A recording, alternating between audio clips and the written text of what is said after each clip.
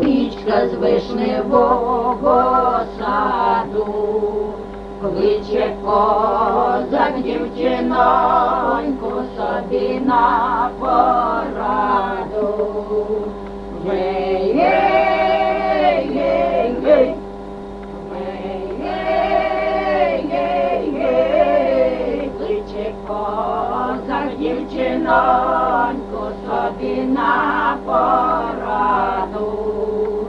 Породь мене, дівчинонька, як рідная мати, ой, чи мені женитися, ой, чи тебе ждати. Гей, гей, гей, гей, гей, гей, гей, ой, чи мені женитися, ой, чи тебе ждати. А я ж тебе, козаченько, і ражу, й не ражу.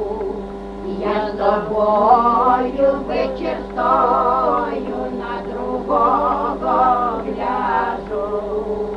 Гей, гей, гей, гей, гей, гей, гей, я з тобою вечір стою, на другого гляжу.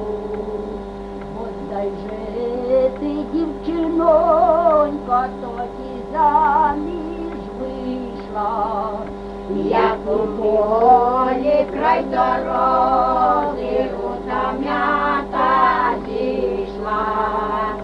Гей, гей, гей, гей, гей, гей, гей, як у полі край дороги рута м'ята зійшла.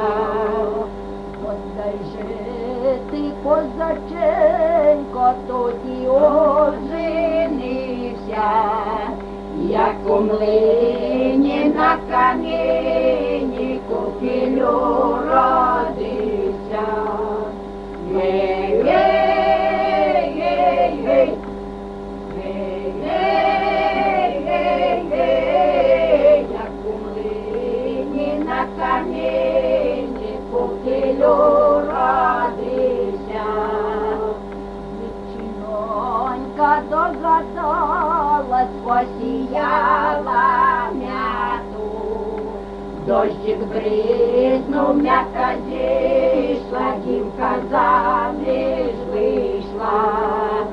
Гей, гей, гей, гей, гей, гей, гей, дощик бризнув, м'ята зійшла, дівка заміж вийшла.